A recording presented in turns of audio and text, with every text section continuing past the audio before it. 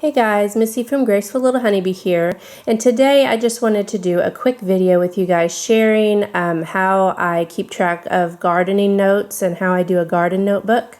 So in the past I have just used a regular blank journal and just wrote down different things that I want to remember from year to year, such as like weather and pests and what we planted and sketching out my garden and everything. But the last couple of years I've been using this free garden notebook that you can get at about.com, and I will link to that in the description below. And they actually have 18 pages of different worksheets and things that you can choose to use in your notebook. I don't use all of them because I think it's just a little bit overwhelming, but I was going to go through mine and show you the ones that I am utilizing and the ones that I have felt are helpful to me.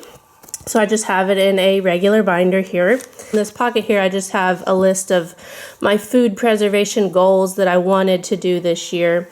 And then we just put in landscaping, and so in these divider pocket, I've put in all of our plant information from our landscaping in here, and also the receipts because they have warranties if your plant dies.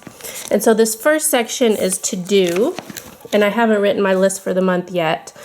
But there's a monthly garden chore list, and you can put the month and then just list the chores that you need to do and cross them off as you go. And I feel like that is a helpful printable that I use every month. And then the next section is planning. This is a monthly planting planner, and so I've just written down what I want to grow and then what month they're supposed to go into the ground.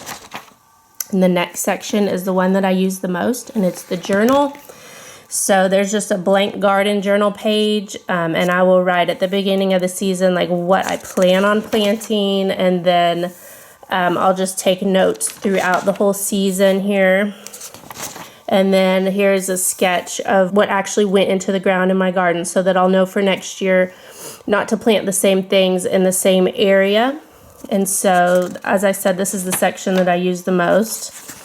And then there's also a weekly garden journal that I don't really use, but I have some printed here.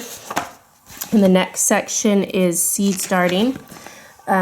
So when you're starting seeds, you can just keep track of the plant name, where you got the seeds, the date you planted it, if they germinated, when you transplanted, whatever, just all kinds of information. And the next section I have here is records. And so you can keep track of your gardening expenses to see how much it is actually costing you. And then if you add any amendments to the soil, you can keep track of that. And then also you can keep track of pests and problems, which I need to go in here and add some from this year. We've had a lot of squash bugs this year, so I need to take some notes on that so I'll know for next year to hopefully help to combat that next year. The next section is harvest, and I had good intentions of keeping track of all of our harvests, the weight and the quantity, just to know how much food we were growing. But then once everything got crazy, I stopped. I did really well in June, at the end of June, and then July, August, when things are kind of crazy, I stopped keeping track of that. And my next section is preserve, and this is the first time I've actually kept track of what I'm preserving.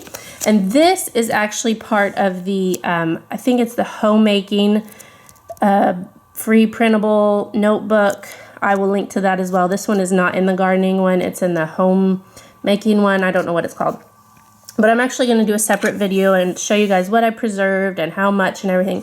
But this is for canning, but I also am using it for freezing. And so you will just write down what you made, strawberry freezer jam, how many pints, half pints, whatever, and just keep track of it that way.